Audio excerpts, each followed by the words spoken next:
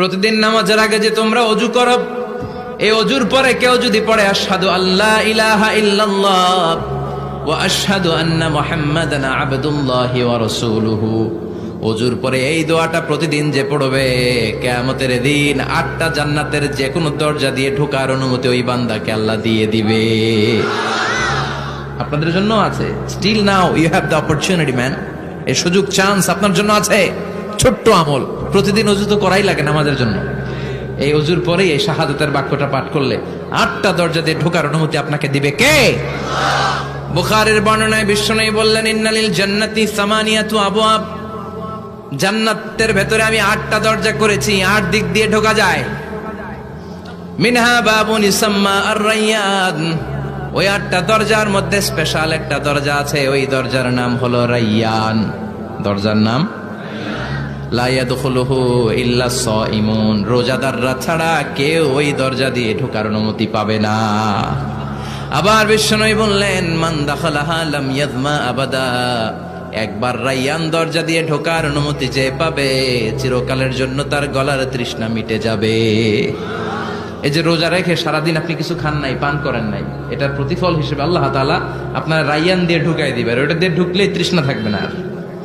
সুবহানাল্লাহ। বাড়িতে যেয়ে বলেন, আওয়াজ করে পড়তে হবে আল্লাহু আকবার।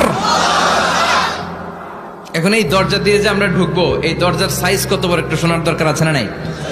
আমাদের ঘরের যে দরজাগুলো কত বড় size? 4 feet 3 feet, 4 feet 6 feet. আর আলিশান বাড়ি হইলে ওইটার কত হবে? 6 ফিট 8 ফিট, 6 ফিট 9 ফিট এরকম হবে। তো জান্নাতের দরজাও তো এরকম 8-10 ফিটই তো হবে।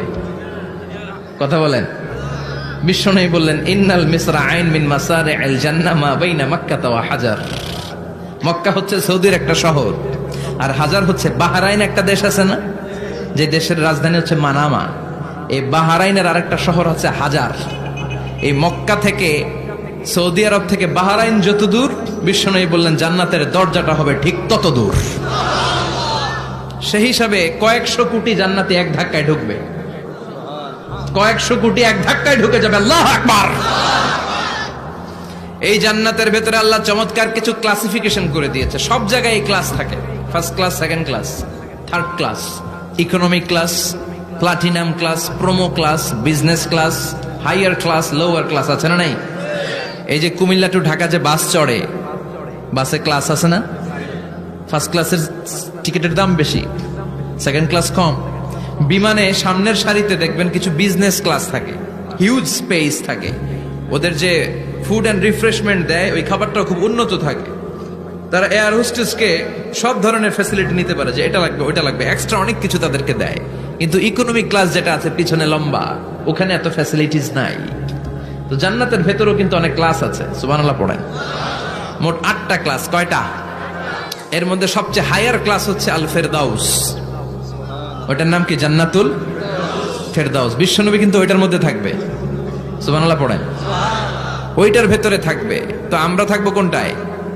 কথা কয় না, সাহস করে বলেন আমরাও থাকবো এটাতে। সবাই যদি আল্লাহ ওইটাতে রাখে, জান্নাতের কোনো ঘাটতি হবে? এটা যে কত বিশাল জান্নাত! জাহান্নামের আগুনে পুড়তে পুড়তে, অনেক লম্বা ঘটনা, বললে এটাই আধা ঘন্টা খেয়ে ফেলবে। জাহান্নামের আগুনে পুড়তে পুড়তে, বুখারীর বর্ণনা, আখিরু মান দাখালাল জান্নাহ, সর্বশেষ যে লোকটাকে আল্লাহ জান্নাতে ঢুকাবে, তার জান্নাতের সাইজ হবে এই পৃথিবীর 10 গুণ বড়। তাহলে ফেরদাউসের অবস্থাটা কি? পৃথিবীর সবাই